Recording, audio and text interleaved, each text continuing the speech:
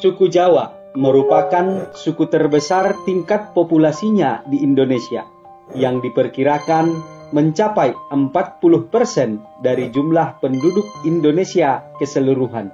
Suku Jawa bukan hanya tinggal di Indonesia saja, melainkan ada di beberapa negara di dunia. Bahkan bahasa Jawa pun menjadi bahasa keseharian.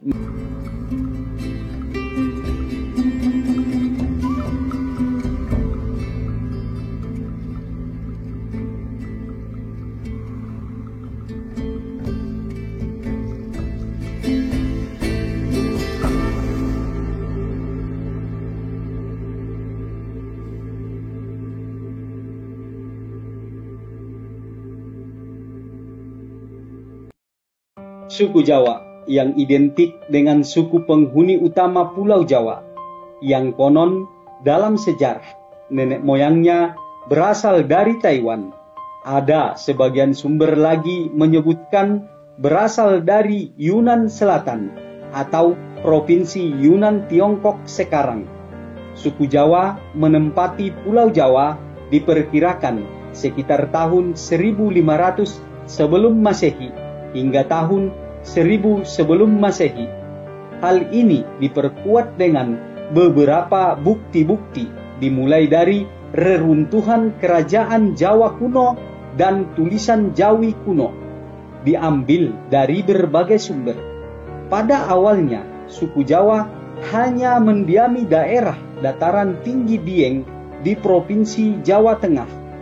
Ada lagi sumber yang menyebutkan suku Jawa adalah bangsa Austronesia yang memiliki kesamaan genetik dengan suku Sunda dan suku Bali. Namun, seiring waktu, baik di zaman penjajahan berabad silam serta di zaman sekarang, suku Jawa termasuk suku paling banyak menempati beberapa negara di dunia. Bahkan tak canggung menggunakan bahasa Jawa sebagai bahasa keseharian. Perlu kita ketahui juga, suku Jawa termasuk suku di Indonesia, bahkan di dunia, yang memiliki tulisan maupun aksara yang berdiri sendiri, yang dikenal dengan carakan atau hana caraka.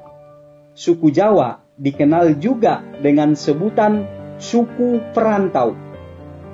Inilah 6 negara di dunia yang menggunakan bahasa Jawa dan penduduknya paling banyak ditempati orang Jawa.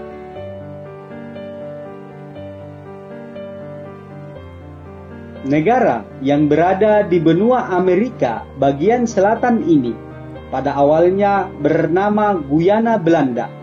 Sebagian besar berpenduduk suku Jawa yang dibawa oleh bangsa Belanda dari Pulau Jawa pada tahun 1890 sampai tahun 1939, yang pada saat ini suku Jawa di negara ini diperkirakan sekitar 75.000 jiwa. Suku Jawa masuk ke negara Suriname diperuntukkan oleh Belanda sebagai tenaga kerja baik di perkebunan maupun di pertambangan. Memang di negara ini bahasa resminya adalah bahasa Belanda, namun dalam keseharian menggunakan bahasa Jawa.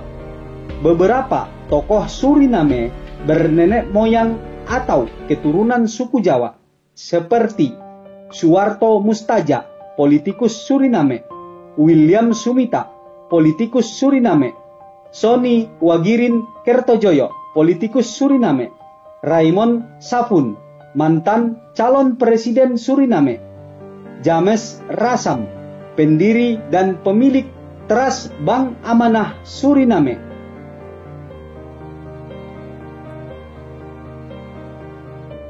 Keberadaan suku Jawa di negara Eropa yang satu ini bukan berasal langsung atau migrasi secara langsung dari Pulau Jawa.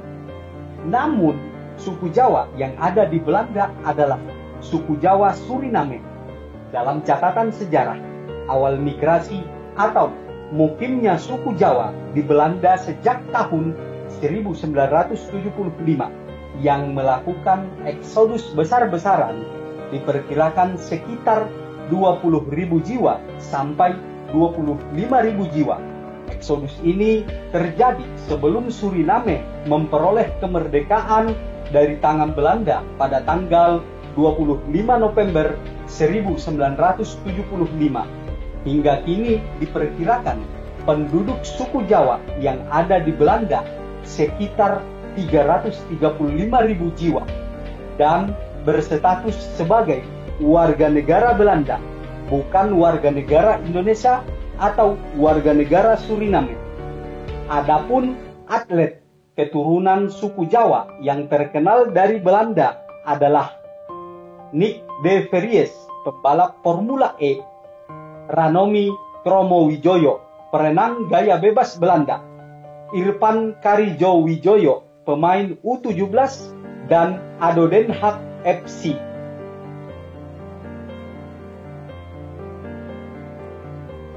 Malaysia adalah salah satu negara tetangga Indonesia paling dekat yang memperoleh kemerdekaan dari Inggris pada tanggal 31 Agustus 1957, di mana suku Jawanya termasuk paling banyak, walau digolongkan oleh pemerintahnya sebagai bagian suku Melayu. Suku Jawa masuk ke negara ini diperkirakan setelah terjadinya pernikahan antara Sultan Mansur Shah dari Malaka dengan putri Raden Galuh Candrakirana dari Majapahit, yang ditulis dalam naskah kuno Melayu abad ke-16, yakni Sulalatus Salatin. Suku Jawa di Malaysia sampai sekarang masih menggunakan bahasa Jawa sehari-hari. Adapun tokoh-tokoh Malaysia yang merupakan keturunan suku Jawa sebagai berikut: Dato Sri Dr. Ahmad Jahid bin Raden Hamidi, mantan wakil Perdana Menteri; Wak Doyok, model, artis, dan pengusaha; Herman Tino, penyanyi; Muhyiddin Yassin, mantan Perdana Menteri.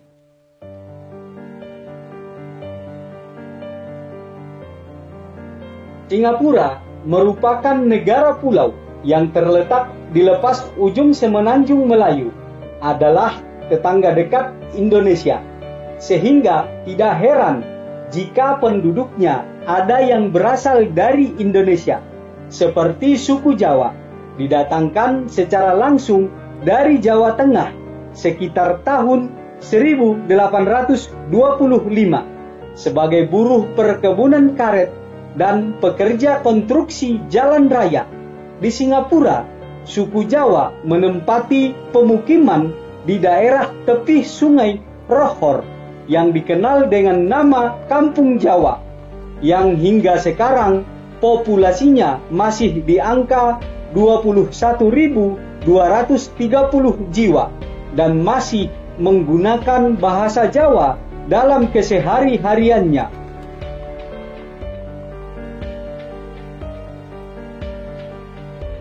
Kaledonia Baru merupakan sebuah negara persemakmuran Perancis yang memperoleh kemerdekaan lewat referendum dari Perancis pada tanggal 4 November 2018.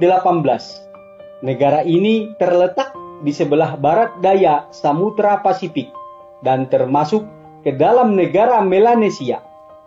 Suku Jawa masuk ke negara ini sebagai buruh kasar di perkebunan dan di pertambangan. Awal kedatangan suku Jawa di negara ini hanya berjumlah 170 jiwa yang tiba pada tanggal 16 Februari 1896 dan di stop setelah 4 tahun Indonesia merdeka, yakni pada tahun 1949. Suku Jawa yang hidup dan tercatat sebagai warga negara Kaledonia Baru sekitar 4.100 jiwa dari 11.000 jiwa dari etnis suku-suku Indonesia yang menjadi warga negara Kaledonia Baru. Suku Jawa di Kaledonia Baru masih memakai bahasa Jawa sebagai bahasa pengantar sehari-hari.